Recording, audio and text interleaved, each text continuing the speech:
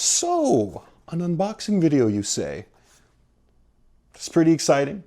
I had to black out all of my personal information before starting the video, but we have it, ladies and gentlemen. In front of me, this is a very special day, is the Sony FX3. No, I'm just kidding. Imagine I did that. End my life, my finances all in one sitting. No, what I have here is a Mac Mini M4 with a few little bit of tidbits that I upgraded instead of just picking the base model. Now we're going to talk about this puppy real quickly before I open it up, before I switch angles, because I only have one camera, so I have to make it look like a B cam, but we all know it's not, it's just an A cam. So before we get into the actual unboxing, I want to preface this whole thing with what I've had to do to get here, to get to the point where I've decided I'm going to put down $2,000 Canadian and purchase this machine. Because I really think you need to hear different people's versions of struggle and workarounds before you decide on forking out any kind of money on your own. The one thing you can't skimp out on is the speed and the processing power for what you could do in post-production. That's very hard to skimp out on. I, up to this point, have been editing on my MacBook Pro from 2017. I purchased that right before I went to film school, and it at the time was a workhorse. Fast forward a couple of years, I switched to the Pocket 4K, and everything is 4K RAW, and now we're doing logs, so we have to do heavy color grading in post. So everything starts to become a lot more graphics intensive. And that is when my computer started to show its weakness. Now there are ways around this. For years what I had to do was pick my codec accordingly. I realized that BRAW, the codec native to Blackmagic, on the older Apple products, does not agree properly, does not agree with it. And in fact, it was such an issue that every time I recorded something in BRAW, and I opened it up on my MacBook Pro, it would crash whatever system I would work on without even getting the chance to think about it. It would just crash every single time. Adobe Media Encoder would crash. Premiere would crash. Sometimes even just viewing the file with an external Blackmagic BRAW player would crash the system. So I'm shooting ProRes, Apple ProRes 422, and what I'm doing is I'm shooting it in 4K, or I'm shooting it in 1080, and then I'm putting it through Adobe Media Encoder, and I'm proxying the footage. What started happening was I would relink the 4Ks to their proxies, and by the time this happened, I had so many effects and graphics and text and color grading stacked on top of one another that I got an error code. I would say upgrade your graphics or think about removing some effects. It would give me that error code, and I'm like, okay, well, all of these things are crucial. Now I'm starting to compromise my vision because my computer can't handle basic tasks I throw at it. That was the moment I realized I needed to make the upgrade. So we're gonna unbox this because this video isn't really about an unboxing. It's about the journey which led to the unboxing. I'm feeling like this angle isn't doing it justice. I'm gonna try and switch the angle, bring it a little bit closer and a little bit higher up so you guys can see what's actually happening.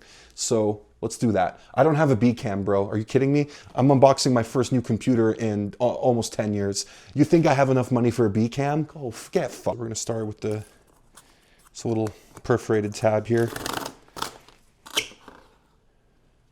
Oh, very nice. Opens up just like a little treasure chest. Right, let's get to it. It's the moment of truth. Is there a little tab on the bottom? There is.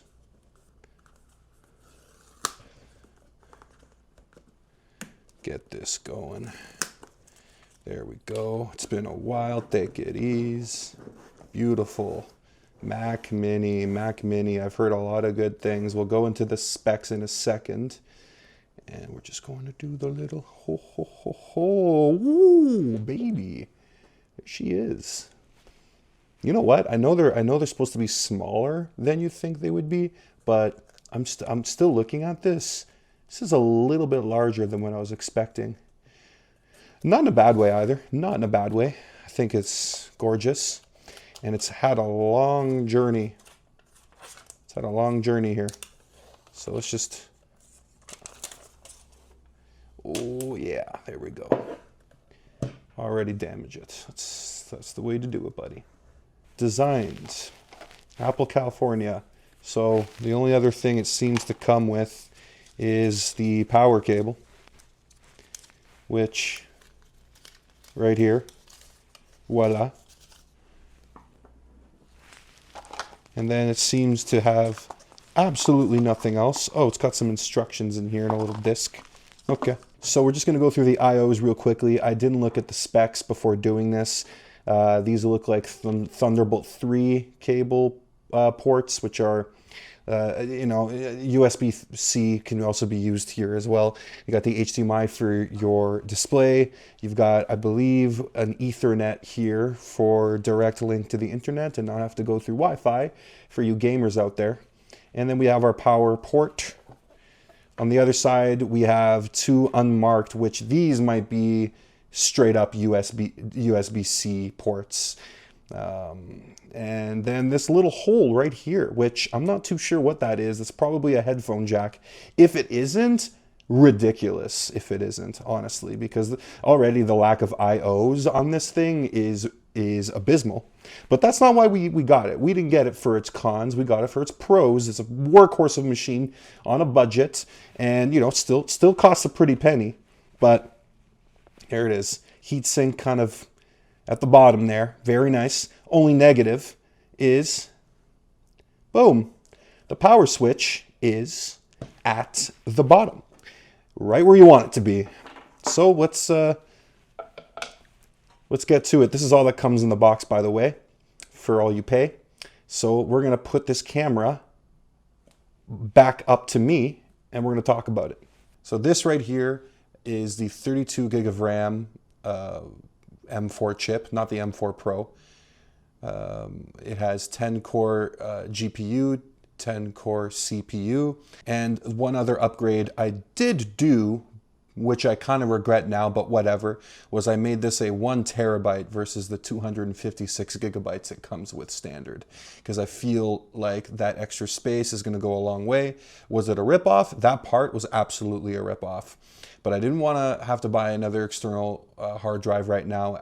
I'd like to have it internal for applications and anything that I want to download. So, you know, Adobe Premiere, Media Encoder, After Effects, DaVinci Resolve, all is going to be Logic Pro X. This is all going to be native on the 1 terabyte drive inside of here, as well as maybe a temporary backup that I do for certain files. This is the highest spec that you can get for the Mac Mini M4 right now. I believe. I don't think there was a 48 gig of RAM option. I think the 48 gig of RAM starts to be introduced once you get into the M4 Pro chip. You know what's great? They just put this promo up now, and I just missed this. Now through 12/1, get a $140 Apple gift card when you buy a Mac Mini.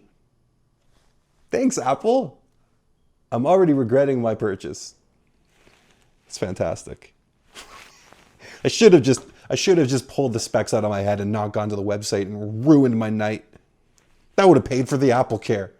So thank you for tuning in on this not so unboxing video. More of a journey on how I got here and when you need to decide, is it time for me to upgrade to the next big tech release? Now, the great thing about this, and when I say great thing, I mean ridiculous, is the M5 chip has already been announced. So there's that.